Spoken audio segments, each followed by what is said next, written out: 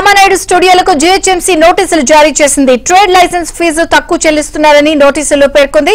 వ్యాపార విస్తీర్ణం తక్కువ చూపిస్తూ భారీగా పన్నులు ఎగవేస్తున్నట్టు జీహెచ్ఎంసీ అధికారులు గుర్తించారు. 11.52 లక్షలకు అన్నపూర్ణ స్టూడియో 49,000 చెల్లిస్తున్నట్టు, 1.92 లక్షలకు రామానాయుడు స్టూడియో 1900 చెల్లిస్తున్నట్లు తెలిపింది. పూర్తి స్థాయిలో ట్రేడ్ లైసెన్స్ ఫీజు చెల్లించాలని నోటీసులు జారీ చేసింది.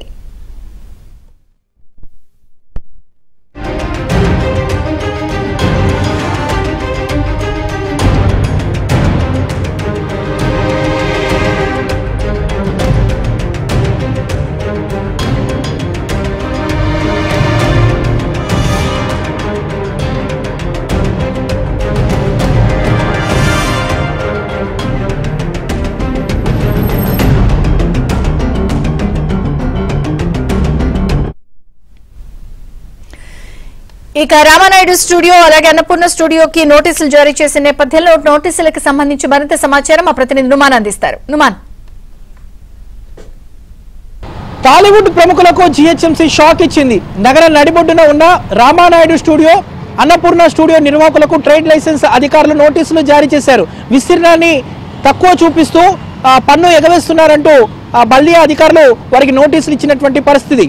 ముఖ్యంగా ఇటు రామానాయుడు స్టూడియో నిర్వాహకులు ట్రేడ్ లైసెన్స్ ప్రకారం వారి విస్తీర్ణాన్ని బట్టి ప్రతి ఏడాది దాదాపు 2,50,000 చెల్లించాలి. కానీ కేవలం 7,500 రూపాయలు మాత్రమే చెల్లిస్తూ పన్ను ఎగవేస్తున్నటువంటి పరిస్థితి. ఇక అన్నపూర్ణ స్టూడియో నిర్వాహకులు కూడా 11 లక్షలకు పైగా ప్రతి ఏడాది ట్రేడ్ లైసెన్స్ చెల్లించాల్సి ఉండగా కేవలం 49,000 మాత్రమే ఫీజులు కడుతున్నట్లు అధికారులు గుర్తించారు. ఈ నేపథ్యంలో ఇటు పలు వ్యాపార సముదాయాలు, కమర్షియల్ కాంప్లెక్స్ ఇచ్చినటువంటి నోటీసులతో పాటు అన్నపూర్ణ, రామానాయుడు స్టూడియో నిర్వాహకులకు కూడా నోటీసులు జారీ చేసినటువంటి పరిస్థితి ఉందని చెప్పొచ్చు. ఈ నేపథ్యంలో వీరికి అంటే వారం నుంచి 10 రోజుల వ్యవధిలో దీని మీద వివరణ ఇవ్వాలంటూ కూడా జీహెచ్ఎంసీ ట్రేడ్ లైసెన్స్ అధికారులు 2 స్టూడియో నిర్వాహకులకు కూడా నోటీసులు జారీ చేసినటువంటి పరిస్థితి ఉందని చెప్పొచ్చు. హైదరాబాద్ నగర వ్యాప్తంగా ఆస్తి పన్నుల ఎగవేత మీద ఇటు ట్రేడ్ లైసెన్స్ అధికారులు విస్తృతంగా తనిఖీలు చేపడుతున్నారు.